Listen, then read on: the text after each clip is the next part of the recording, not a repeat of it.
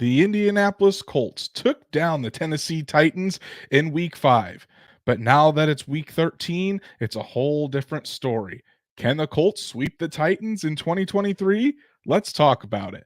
Welcome to the Horseshoe Huddle Podcast presented by Fan Nation on SI.com, part of the Fans First Sports Network. My name is Andrew Moore, joined here as always by my fellow writer, analyst, and co-host of the Horseshoe Huddle Podcast, Drake Wally. Drake, whenever the Colts and Titans face off, it's always a very hard-fought game between these two teams. Not only that, the fans take it a little bit more personal as well. And it started early this week on social media with Colts fans and Titans fans going back and forth. But it's always a fun matchup between these two teams. And I don't think that it's going to look as easy for the Indianapolis Colts this time around. But how you doing, buddy? I'm doing really good, and I'm right there with you. This is a rivalry that has started, especially ever since Andrew Luck retired, and you had 11-0 with Luck, and then you've had this string of victories up until this year with the Titans, where they were pretty much just destroying Indianapolis, whether it was Rivers, whether it was Ryan or Wentz, it didn't matter. So I think that this is always a fun matchup, and that, like you said, the fan bases really take it a little farther and are a little bit more personal. But I think that it's a passionate fan base against another passionate fan base, and you've got two teams that are really ready to get things done. But I do think that the Colts at this point may have a little bit more to lose if they lose this game than Tennessee, just because I think Tennessee's kind of packing it in a way and letting Will Levis take over the offense as the rookie. So the Colts are 6-5. The Tennessee Titans are 4-7, but all 4 of their wins have came at Nissan Stadium. So they're a little bit different team at home. The Colts are going to have to make sure they take care of business in Tennessee, so that way they can stick right into the thick of this AFC playoff picture. Stats Matt is our first comment of the evening. Howdy, fellas. Rivalry week is upon us. Let's shut the Titans fans on X up, please. Hopefully the Colts can do that on Sunday. We have our first super chat of the night from Truitt, the legend himself, with our $2 super sticker. Thank you, super sticker, I should say. Thank you so much, Truitt, for all of your support. Really means a lot to us here. Anthony Doe, the guy that basically funded our entire show for a week, just an absolute legend, coming in with this. He's like, "What's up, fellas? Have a great show." Thank you so much, Anthony, for being here. Glad you could join us again for another live episode. And Logan Schmidt, well, the GOAT out here. F the Titans. Hey, I think he's got the same sentiment as most Colts fans. And Anthony could not be undone. Again, $5 super chat. Anthony, thank you so much for all of your support, buddy. It really does mean the world to Drake and I. Anthony says, "Beat the Titans. Have a great show, y'all." Well, we're gonna do just that, Anthony. Thank you so much, and hopefully you enjoyed this episode as well. So before we get started, guys, what do I always say? Go follow us on all of our socials, and I really hope you all take this to heart. Go like Horseshoe Huddle on Facebook, follow at Colts on FN on X, and subscribe to the Horseshoe Huddle YouTube channel. Hit that bell so you know whenever Drake and I go live, whenever Shaw goes live at the Saddle Up Show, so you never miss an episode. And if you can't catch us live or on YouTube, Apple, Spotify, Google, wherever you listen to podcasts, we're on there as well. So make sure you subscribe, give us a 5-star review, so that way we can reach other Colts fans just like you. And speaking of other Colts fans, wanted to give a special shout out to the GOAT Logan Schmidt and what he's been doing on the X platform. So Logan's got a Colts Christmas giveaway that he did last year and is doing this year. Wanted to give it a shout out and give it some pub here on our show. So Logan has started a GoFundMe where Colts fans can donate, so he can send 2 Colts fans, a parent and a child, to the Colts versus Steelers game on December 16th.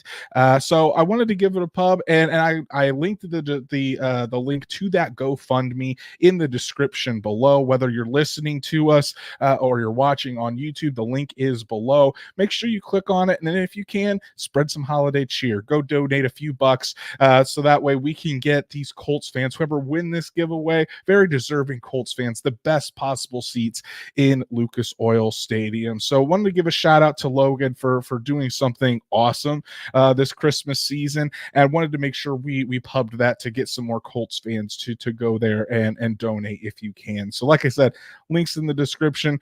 Logan, Thank you so much, buddy. Hell yeah, You're really doing good things and spreading the love for Colts Nation here. So I wanted to make sure we took care of that before we dive into all of our content tonight. And wanted to make sure to tell you guys the giveaway ends tomorrow. So Logan's going to be closing it off tomorrow. So make sure if you do want to donate, go ahead and do it this evening so you don't miss out on that opportunity. Thanks again, Logan, for doing that. Thought it was a really cool gesture to put that together. All right, Drake, let's talk about Colts Titans. Colts are on the road, but they're still 1-point favorites going into Nissan Stadium this weekend. Again, Colts beat the Titans 23-17 in week 5, the same week that Anthony Richardson went down with his season-ending surgery. Gardner Minshew steps in, and is able to keep the offense afloat. Obviously, Zach Moss had a monster game that day, and the Colts were able to get the victory. I think the Titans are really going to try to make things a little bit more difficult on the Colts this time around, though. Yeah, and it's going to be interesting because the first time you're talking about the situational, Anthony Richardson started the game. All right, Zach Moss's massive game-breaking run, as you so brilliantly pointed out when we did the episode, came from Anthony Richardson being on the field. Okay, and it came from a linebacker misstepping, looking at Richardson instead of Moss, and Moss got the step on him. So you've got, as we've seen, when teams have a full week to prepare for Gardner Minshew, it's a different Minshew than what it is when you plop the guy in and you haven't had a chance to really game plan for his efficient ways of throwing the ball. So I think that it's going to be a lot closer of a game than people think. Do not ever write off a Mike Vrabel-led team, especially when you have Derrick Henry and a gritty defense that even without Kevin Byard, they're still dangerous enough up front.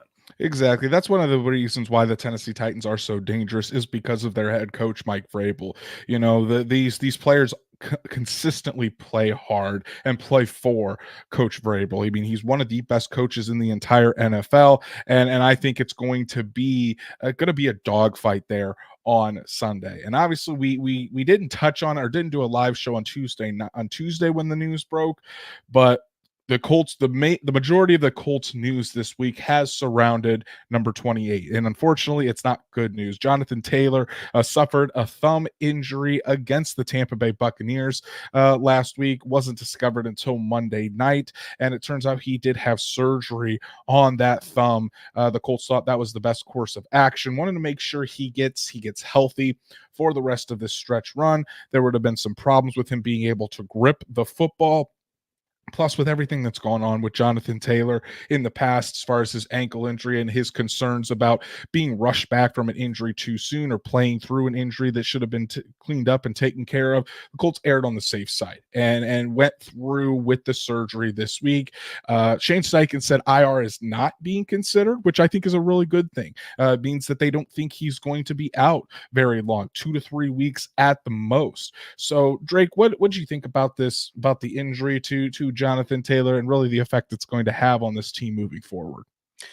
So first off, real quick, shout out to 2 people in the chat. Jesse Newman, listening from Minnesota. Really appreciate you doing that up in the land of the Vikings of Skull Town. So yeah, thank you so much. And also we've got Kalen50, Go Colts from Germany. So hopefully you got to see them have a very ugly win across the pond in Germany. Thank you so much for tuning in. Absolutely. Really appreciate it. Jonathan Taylor's injury, I think it goes back to the first time the Titans played the Colts. They didn't even have Jonathan Taylor in this game. Okay. Like, it was one of those things where, well, actually, did he return against the Titans? That was the game he returned. He did return. Didn't get 6 carries. Didn't get much run. The Colts were trying to ease him back. Didn't need much run when you have Zach Moss with 195 total yards and 2 touchdowns, but basically was a non-factor. There's just been so much stuff that's happened. I lose track, but I think that this is a great opportunity for Zach Moss. I think that it's a great opportunity for him to show that this wasn't a flash in the pan performance early on in the year. Now teams have had a chance to also, just like Minshew, game plan for him too. But I do think, man, it would be a lot better if Taylor was in this game, just to have both guys with Minshew, being that he can't move like Anthony Richardson could. But hey, you know what? I do think that it's going to put a little bit of a wrinkle in Shane Steichen's game plan, because really outside of Moss, I think Trey Sermon is the next guy, and that's pretty much it. So it basically expects Zach Moss to kind of have the carries and the share like he did against the Ravens. He's probably going to get almost all, if not all, of the carries from the backfield. Yeah, and I really think that if and I kind of wrote about this last night. It came out this morning in my piece. If this was any other year and Jonathan Taylor goes down and has to miss 2 to 3 weeks with the Colts in the thick of a playoff race, I mean the Colts are screwed. You're talking about the season being over because Jonathan Taylor is that important to this offense. But this season, you don't really have to worry about that as much. Am I saying that Jonathan Taylor his impact won't be felt? No, it certainly will be. But you have Zach Moss back there who has proven all year to be a guy that is more than capable of stepping in, keeping the ship afloat again, and producing. I mean, believe it or not, Zach Moss is still 10th in the NFL in rushing. And we've seen his role diminish greatly over these past few weeks because Jonathan Taylor is back. And rightfully so. Taylor's playing very well. I mean, he had his best game of the year against the Tampa Bay Buccaneers. But the fact that Zach Moss is still 10th in the league in rushing, despite having 10 fewer carries than anybody else in that top 10, really speaks volumes to what Zach Moss has been able to accomplish this season. And if there was one guy that really gave the Tennessee Titans trouble against in week 5, it was Zach Moss. So I agree, Drake. I think it's going to be a game plan heavy on Zach Moss. And the Titans are really going to have to stop it. One caveat to that is kind of what Stats Matt says. My scare is Tart is back, so that should slow the run game that was so good last matchup. And that's the thing. Tart is the Tennessee Titans' Grover Stewart. He is their best run defender right there in the middle. So it's not going to be as easy as it was for Zach Moss to take over the game. You say that, but the Colts offensive line is healthier. They've kind of gotten into a little bit more of a rhythm since then. So, and I think that will certainly help the Colts be able to establish the run against this Tennessee Titans defense. Yeah, and I would say really look out for the left tackle and right tackle. Look out for Raymond and for Smith because they're going to need to block better on the outside because I really think that inside is going to be a bit of a wall early on in the game. I think that Mike Vrabel is going to simply take away the interior runs from Zach Moss, and he's going to force Zach Moss to beat them with speed. So I'm right there with you. Tart arriving is going to make things way different. It's just obviously the Titans don't have DeForest Buckner, but it's just as valuable for them to get him back as it will be when the Colts get Grover Stewart back in the interior. Right. Ryan Kelly has practiced both days this week. Unless he has another setback, he has been in that full contact jersey. So it looks like the Colts will have their full starting offensive line together once again. And you'd mentioned it, Drake, about Trey Sermon being the only running back, and that's it. The Colts will Shane Steichen had said earlier in the week that they don't anticipate getting another running back, bringing someone in because they don't think Jonathan Taylor is going to miss much time. And they do have a couple of running backs on the practice squad. A guy that you were really high on, Xavier Scott, is still on the practice squad. Maybe he gets called up for his game action. And then they also have Tyler Goodson on the practice squad as well. So I would assume one of those two gets pulled up as that third running back for Sunday, and then they'll just roll with the punches there. Speaking of those running backs, those aren't the only ones that are going to determine it. You mentioned Gardner Minshew, Drake, and how he really performed pretty well against the Tennessee Titans that first week. That was the week that we thought, Gardner Minshew was doing what he really needs to do to keep this offense afloat. He was just distributing the ball all around the field, and he didn't seem too flustered in the pocket. He was getting the ball out quickly and just letting his athletes do the work. So which Minshew are we going to get, Drake? Do you think we're going to get the Gardner Minshew that we saw in week 5, where he stays calm and is able to distribute it to the running backs, Michael Pittman, Josh Downs? Or are we going to see the Minshew that we have seen for the most part since week 5, the one that gets rattled really easily, senses pressure before it gets there? Which number 10 are we going to see? It's really tough to say because the Titans, while they do have a kind of a middle of the road pass defense, I think they're like 19th in the league or something like that with passing yards allowed. They still have only allowed 20.4 points per game. So they've been a stout defense that's also in their own way kind of been almost like that bend but don't break style. And they also have 29 sacks, and that's without Tart, who provides a lot of interior pressure too, along with he's not just a run stopper. He also provides a lot of that interior pressure. Is Harold Landry healthy? I can't remember if he's healthy or I'm not. not sure. I can check on that Yeah, though. like that.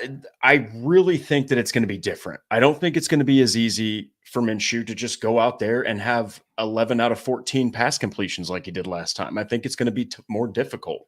And in the last game, Alec Pierce wasn't even present. It was Josh Downs with 6 catches, Michael Pittman with 5, and then it's a pretty big drop off. You got Moss with 2, Ali Cox Taylor with 1, Ogletree with 2, Granson with 2, and for not many yards. I think that they're going to take away those short little dinky completions now that Minshew plays all 4 quarters. I think they're going to force him to do what he usually doesn't do, and that's throw deep. I think they're going to make him do some different things this time. But man, it's all going to come down to his decision making because he's not in Lucas Oil Stadium this time. I know the Colts haven't played well at home. They've arguably played better on the road. But like you said, the Titans are undefeated at home this year, so it's really going to be interesting to see what happens, or excuse me, all 4 of their wins are at home. So it's going to be really interesting to see if Minshew can adjust to, a hostile environment while probably dealing with, as usual, more blitzes from Mike Vrabel's defense. Yeah, I would agree there. It's really going to all come down to the decision making of Gardner Minshew. Mhm. And Harold Landry is healthy, by the way. No injury designation hasn't Uh-oh. been on the injury report all week. So the Titans defensive line is coming in here fairly healthy. I know, and again, we haven't talked about him yet, but Danico Autry is certainly going to be looking to try to wreak havoc on the Colts like he does every single time the Colts play the Titans. So that's going to be the thing, and I think Shane Steichen, obviously, he isn't going to use the same game plan as he did against the Tennessee Titans. I think he's done a really good job of being able to adapt week by week and not looking the same. But when the Colts face another opponent, we've been able to see him adapt this season. So it's going to be interesting. I think if the Colts really dial things back, allow quick passes for Gardner Minshew, start using a lot of the RPOs that they used against the Tampa Bay Buccaneers. So that way it kind of counters that pressure. Gardner Minshew is able to get the ball out quickly to those wide receivers. I think that could be a way that the Colts are able to move the football down the field. And while the Titans, they have only allowed about 20 points per game, Colts have only scored less than 20 points in one contest this season. So I would expect Shane Steichen and his group to kind of go over that and it be a higher scoring game. Let's move on to the defensive side of the ball here, Drake, and talk about a guy that could have been the Colts quarterback if things worked out differently in the NFL draft. Will Levis. Will Levis is now the starting quarterback for the Tennessee Titans, and he started out pretty hot, but it seems like over the last couple weeks things have came back down to earth, and it seemed and just by looking at the film and kind of watching Levis, he still has a little bit of an issue with pressure. Seems like he still holds the ball a little bit too long and allows the pressure to get to him. So Drake, in my opinion, this is probably one of the biggest keys to this game. It's that front 4 for the Indianapolis Colts. They did a really good job pressuring Baker Mayfield. I think they're going to need to do it again this week against Will Levis. Yeah, and I think that it's actually an interesting situation where the Titans would be better off with Tannehill if he was playing, just because of the experience, just because he's dealt with NFL pressure. But this is the fifth. This team has allowed the 5th most sacks in the entire league. I think they're sitting at 36th or 36 sacks allowed on the year. Now, obviously, the Giants are the champion, allowing almost 70. So it's hard to beat. It's hard to beat that. So at the end of the day, Will Levis, like you said, he started out hot, but in these past couple weeks, we've seen him react way different when pressure's in his face. He throws some pretty scary throws. He puts the ball in harm's way, and the Colts have had players, Kenny Moore, Julian Blackmon, that have taken advantage of that. Rodney Thomas II. There have been guys that have been able to take away the football. Now, it's going to be really, really I really think that with the Tennessee Titans' weaker offensive line, you're going to be looking for a guy like DeForest Buckner. They're going to be probably double teaming him. They're probably going to just say, look, right out of the gate, we're taking away Defoe. Look for other guys to have opportunities open up. Guys like your Kwity Pays, guys like your Samson Ebacoms and your Dio Dangbos and your Taekwon Lewises, guys like that. Maybe even Isaiah Land gets himself another sack, and all hell breaks loose. So I'm right there with you. That's one of the most important keys, if not the biggest. I think the biggest goal for the Colts is get pressure on Will Levis because he's a rookie and he's not going to deal with it like a veteran does. I think it's the biggest discrepancy between the two teams as well. You mentioned that the Titans have allowed the 5th most sacks in the NFL this season. Colts rank 5th in the NFL in sacks this season. So obviously, I mean, we've seen what DeForest Buckner can do. There's no question that DeForest Buckner is going to be priority 1 for this Tennessee Titans offensive line. But I mean, Samson Ebukam is coming on. Dio Odangbo was not the Dio Odangbo that we have seen so far this season in week 5. You know, Dio Odangbo has really came on. Kwity Paye got a sack, and Kwity Paye, I think, is finally getting back into that rhythm again after that injury. You know, and those are just 4 of the guys that can impact. I don't want to short Taekwon Lewis either. Taekwon Lewis can certainly have an impact, not only with sacks, but just pressure in general. That's the thing that I think is going to be crucial. Yes, you want to look at the Colts sack numbers and you want the Colts to be able to get Levis on the ground. But I don't think that's the only way that you can affect Will Levis. Will Levis will hold the ball for a long time, but he, under pressure, that's when he tends to make mistakes. Number 1, because he's a rookie. Number 2, that's just he's still got that big arm mentality where he feels like he can fit the ball into any hole that's out there in the defense, and it's just simply not true in the NFL. So that's going to be key. If you're not going to be able to sack Will Levis and bring him down, you still need to be getting pressure, because like you said, you made a really good point there that I didn't even think of until you just said it. The Colts have been very opportunistic, you know, and if the ball is thrown in harm's way, usually the Colts are going to take advantage of that with, like you said, Kenny Moore, Julian Blackmon has done that. We saw Rodney Harrison last week. I'm sure he's probably going to get more snaps in that dime linebacker situation. Do we see Darrell Baker Jr. and Jalen Jones? Do we see either one of them get an interception this week? If they're playing really tight coverage on these Titans pass catchers. So that's something that I think Gus Bradley's unit really needs to keep in mind is to consistently keep your head on a swivel, because there are going to be turnover opportunities in this game. And I think the Colts really have to take advantage of those opportunities, give short fields for your offense just to make things easier. So Gardner Minshew and Zach Moss don't have to drive 80 yards down the field in an opposing team's stadium every single drive. Yeah, and they're going to be there. Those throws that are errant, those throws that are not accurate, those throws where he trusts, where Will Levis, as any quarterback, rookie quarterback, especially who has a cannon like that, he's going to throw those passes that are not going to be accurate at times. So you got to try to take advantage of it. You got to try to bring those balls in. Right now, Kenny Moore and Julian Blackmon tied for the team lead with 3 interceptions. Then it's Rodney Thomas and then a collection of others with 1. So don't be surprised. This is not discounting Will Levis. I'm just saying he's a confident rookie that is going to throw to a very depleted and underwhelming receiving core with not much to offer for an offensive line. So I think that you will have opportunities, and don't be surprised if you see a pick or 2, honestly. Shout out to my beautiful wife, Danielle, for her nightly super sticker here. Really appreciate it. She's currently out there in our living room and in our kitchen. She's currently decorating for Christmas right now. And I'll be joining her after the show, putting up that tree, getting everything, putting all the Colts ornaments on the tree, you know, just make, you know what I need to do is I have so many Colts ornaments that people have gotten me over the years. I just need to get like a white Christmas tree with blue lights and have a Colts Christmas tree. You know, I think that needs to be a goal of mine for next Christmas season. But thank you so much for all of your support. So let's switch gears a little bit, Drake, from talking about Will Levis to King Henry.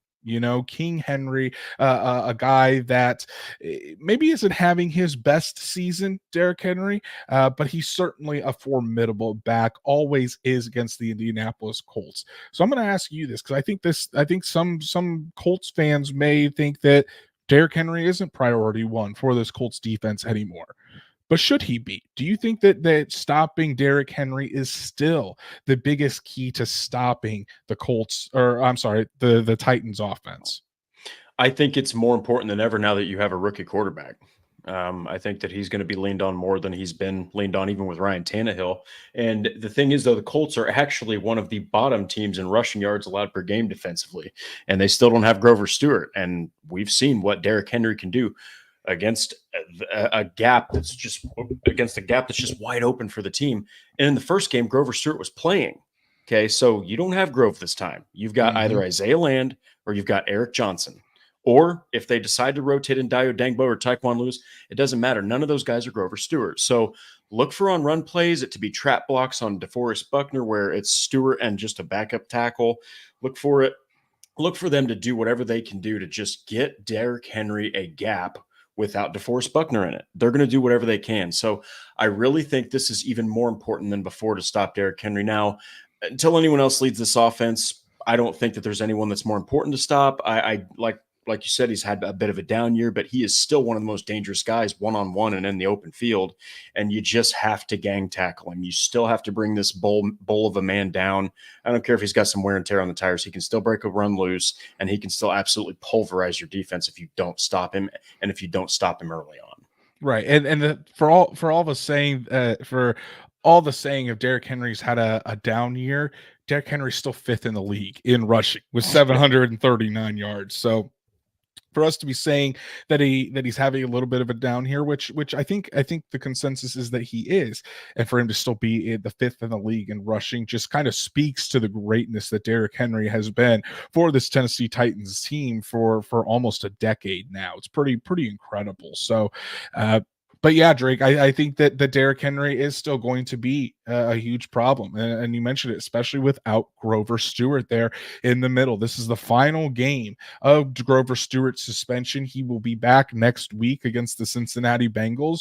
But this is arguably the team that is best equipped to take advantage of not having Grover Stewart in there. The Colts have been better against the run over the past few weeks, but this is going to be their biggest test. How is Taven Bryan going to match up there in the middle? Eric Johnson, those guys that have stepped in at the nose tackle position is it's going to be key, and I think that the Titans will certainly try to take advantage of that, probably double team DeForest Buckner and leave a one-on-one matchup with Brian Johnson, Dio Dangbo, whoever is in the middle there of the Colts defensive line, and just put hat on a hat and say, go do your thing, Derrick Henry. So if the Colts really want to put the pressure on Will Levis to go out there and win this game on his back, it starts right there with stopping Derrick Henry, not allowing him to get going,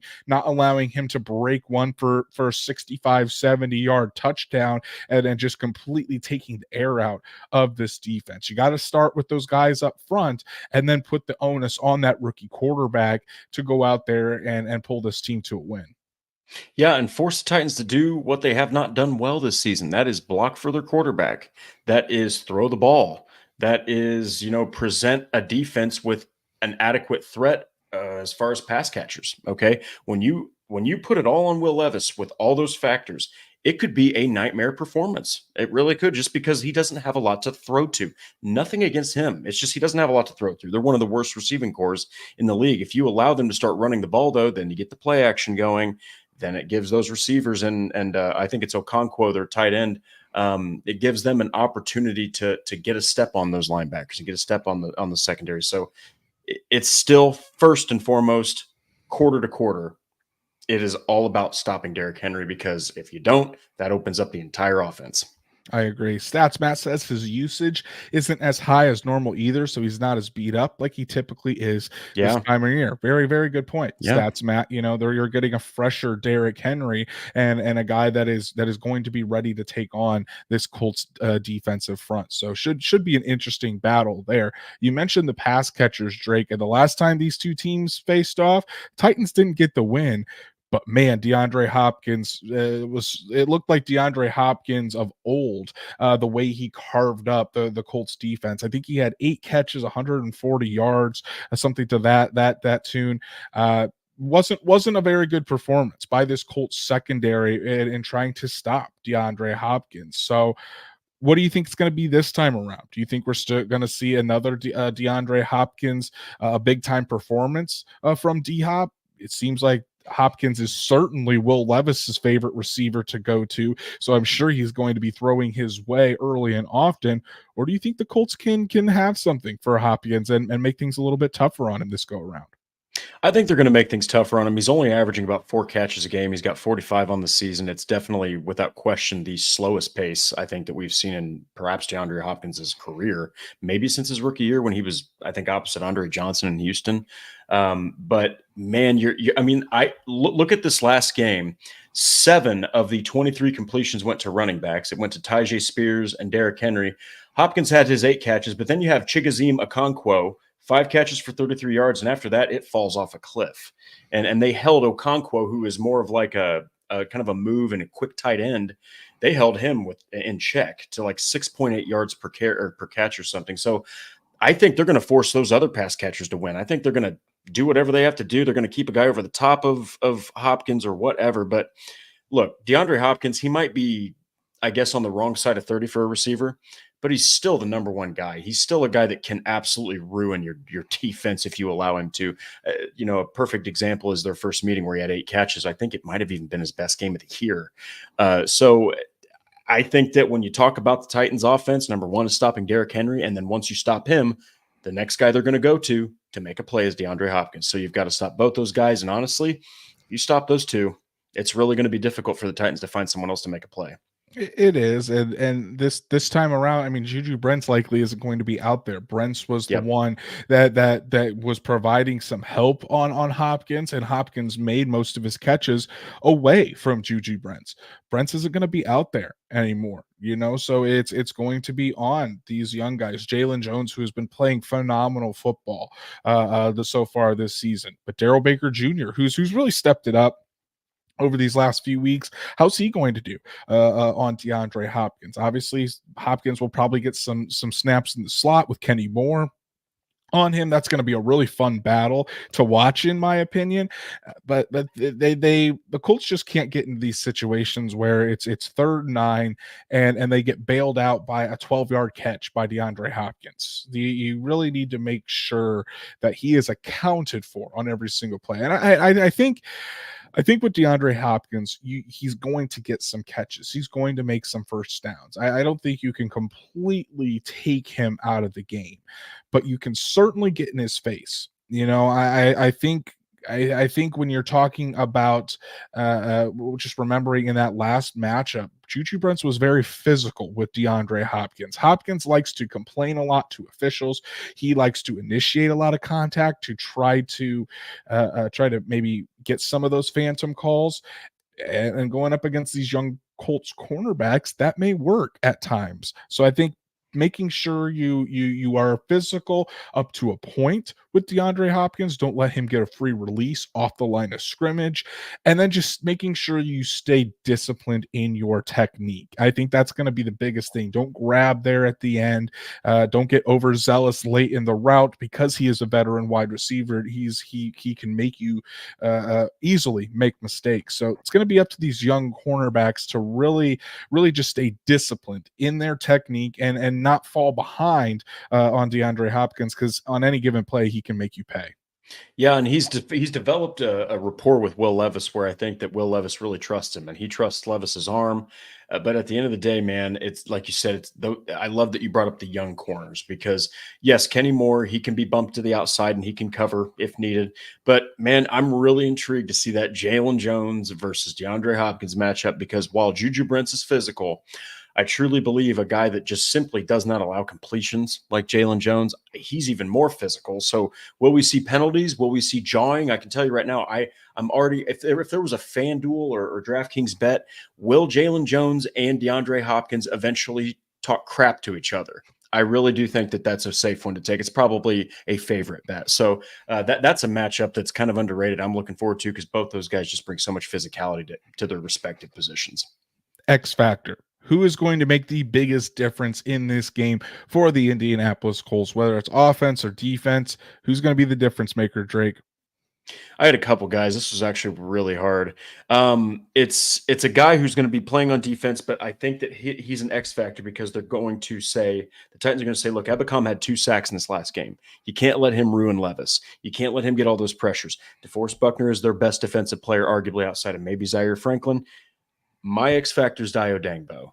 I think that there's going to be opportunities for Dio Dangbo to sneak in a sack, maybe even get 2. This is a bad offensive line. All right, they're not good. That's one of the reasons Derrick Henry averages 4.2 yards per carry is that they can't block and they're young. So I just think there's an opportunity for because there's so much attention that will without question be on DeForest Buckner and without question be on Ebicom after his 2 sack performance. I think Dio Dangbo is going to sneak in there as an X factor. I like that one. And honestly, I was going to go with what Stats Matt is saying. Whoever plays that one technique in the defense to stop the run and force them to pass. Eric Johnson, Taven Bryan, Dio. I was going to go there. Truett agrees with you, Drake, going with Dio Odangbo. That's who I was gonna go with. But man, I keep thinking about the offensive side of the ball and how big of an impact Zach Moss had in that last matchup. And with the Tennessee Titans, they're really going to try to stop Zach Moss and make sure this Colts running game doesn't take over.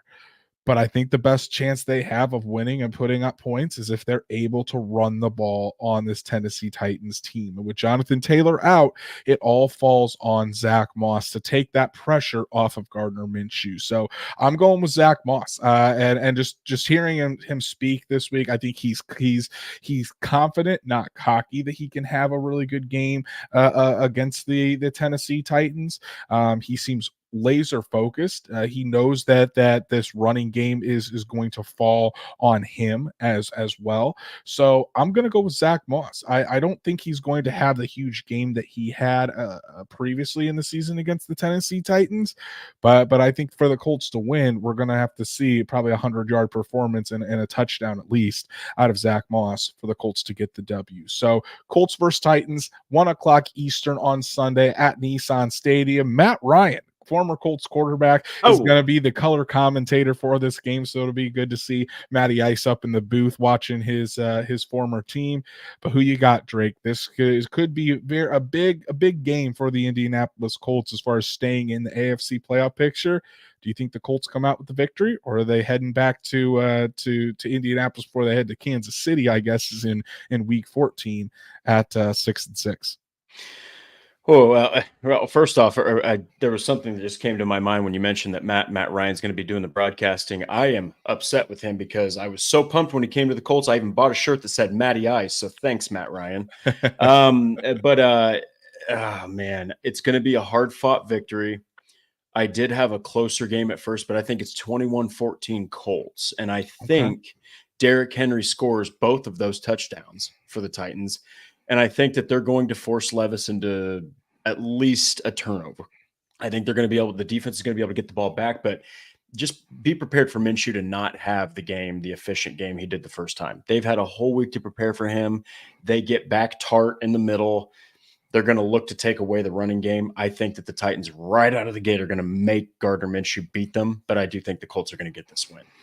I do too. I think the Colts are going to get their 4th win in a row. I just think the momentum is on their side, and I think they're going to be able to overtake this Tennessee team. We didn't really talk about it much, but I do think that that not having Kevin Byard back there in the secondary is going to have a bigger impact than we think, because the Colts, Kevin Byard was notorious for getting interceptions against the Indianapolis Colts and making things really difficult for the players, for the Colts wide receivers. He's not there anymore. So I'm going Colts 24, Titans 16. I think that the Colts defense is going to step up. It's going to be a lot of bend but don't break. But once the Colts get the Titans in the red zone and things kind of tighten up, I don't think Will Levis is going to be able to make those types of make very many plays down there. So they're going to have to settle for quite a few field goals. So I'm going Colts 24, Titans 16, and the Colts move to 7-5 on the year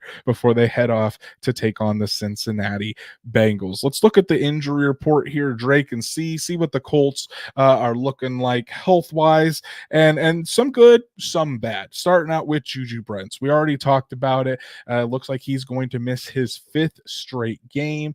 Not good. You want to get your second round pick back in the fold. Brents was showing quite a bit of promise before he suffered this quad injury. Thankfully, Darrell Baker Jr. has stepped up in his stead. But man, Juju Brents coming back would certainly just help bolster this unit that is getting better as the season goes along.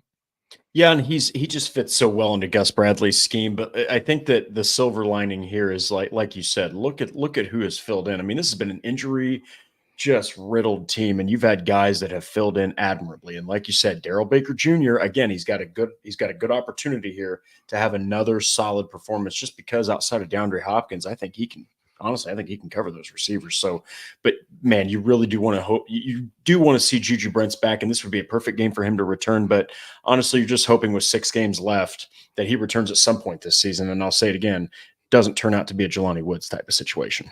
I agree. One guy has been limited all week, DeForest Buckner, with a shoulder injury. He could be a DNP all week. DeForest Buckner is not missing this He'll game. play. So yeah, I'm not worried about Defoe suiting up on Sunday. And then outside of Jonathan Taylor was also a DNP, but we knew that he's going to miss a couple weeks. A lot of guys with the full designation on Thursday, including Ryan Kelly and Drew Ogletree, who have missed the past few games. Kelly looks good to go from that concussion. Bernard Ryman has been listed with a knee injury all week, but he's been a full participant every single day. And then Isaiah McKenzie, dealing with a toe injury, was a DNP on Wednesday, but a full participant on Thursday. So really, outside of Juju Brents, Colts, and obviously Jonathan Taylor, I keep forgetting about Taylor, but outside of Brents and Taylor, guys that aren't on IR, Colts are getting healthy at a really good time. Yeah, and hey, this is no disrespect to the Titans wide receiver core, but if there was a week where the Colts, especially in this playoff run, where they can't really afford to lose, if there was a time where they had to miss Juju Brents for a game, this is it. This is really the game where they need to miss him, because I think it might be the weakest receiver core they face outside of maybe the Atlanta Falcons later on in the year. So, hey, you know what? I love seeing Ryan Kelly healthy, love seeing Drew Ogletree back, and Bernard Ryman, as always, being the staple on the blind side. Joshua Smith asks, is Grover Stewart back for the Steelers? He will be, but Grover Stewart's actually back next week against the Cincinnati Bengals. This is the last game that Grover Stewart will be suspended for. He'll be back in the lineup next week. So I'm sure the Colts are really itching to get Big Grove back in that starting lineup, and just the kind of impact that he's going to have, especially in the run game. Let's go to the latest Colts news and rumors to check out what's going on with this team. Shaq Leonard, we'll keep giving updates on the Maniac until he does find a new home. Shaq Leonard coming this week met with the Dallas Cowboys and the Philadelphia Eagles, still making a decision. I think a decision is expected here within the next few days, but it looks like it's all but a given that Shaq Leonard is going to be heading to one of those NFC East teams.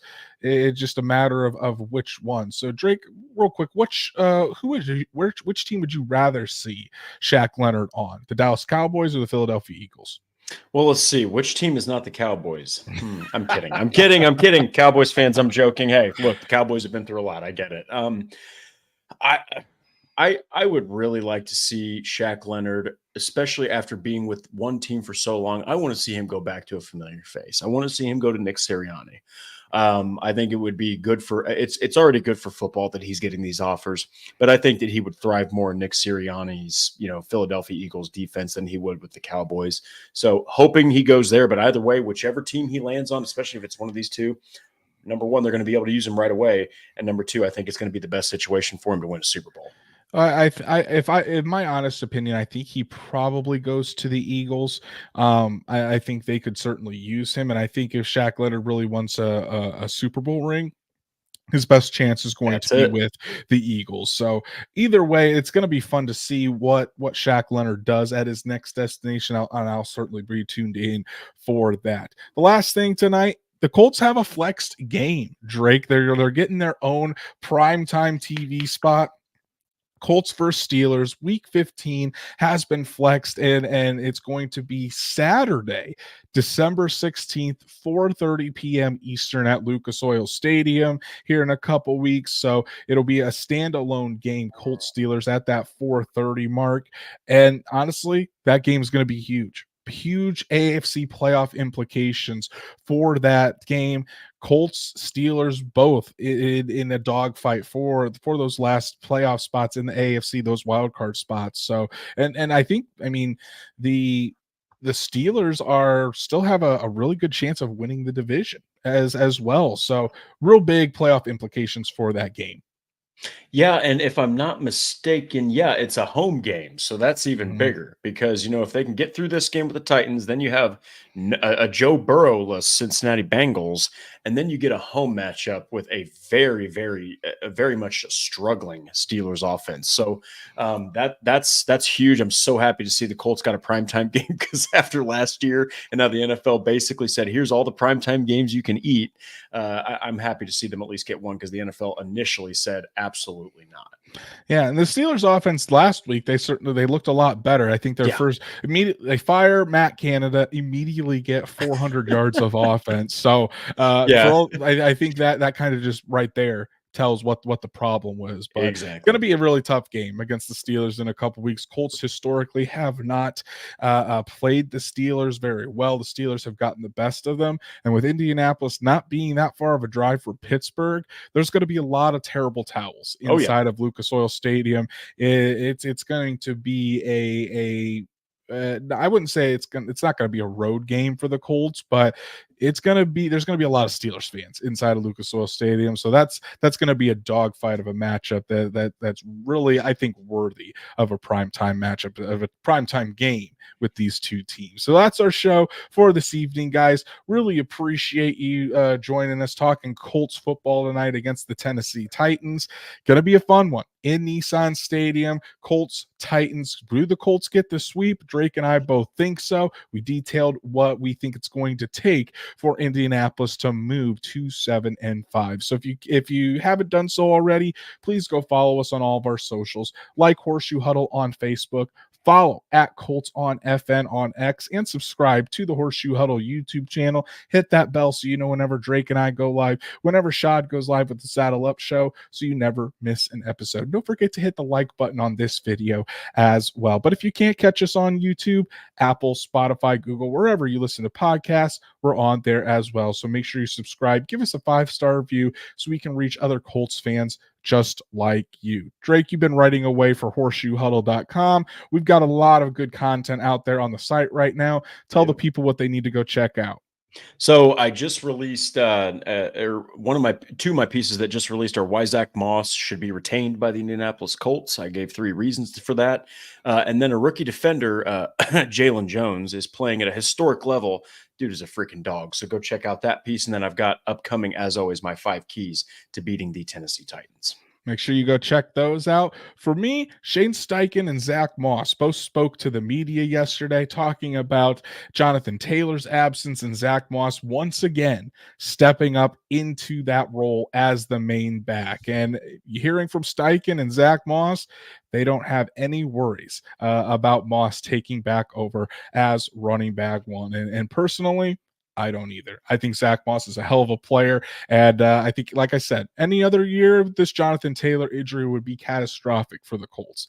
Zach Moss doesn't make that so. So go check that out, plus all the wonderful writings on horseshoehuddle.com. Go follow Drake at DWalsterDrake. You can follow me at Andrew Moore NFL, and we will be back live Monday night to break down the Colts versus the Titans, everything that happened from Nissan Stadium on Sunday. And Drake and I are also making our return to the Bleacher Report app. So if you're on your lunch break, 11:30 a.m. Eastern this Monday, Drake and I are going to be live on the Bleacher Report app talking Colts football and talking about that Titans matchup. So if you want to tune in on Bleacher Report, make sure you do that, and make sure you follow both of us on X to get that link as well. So everyone, enjoy your weekend. Hopefully the Colts come out with a victory for you Colts fans, and we'll be seeing you Monday night.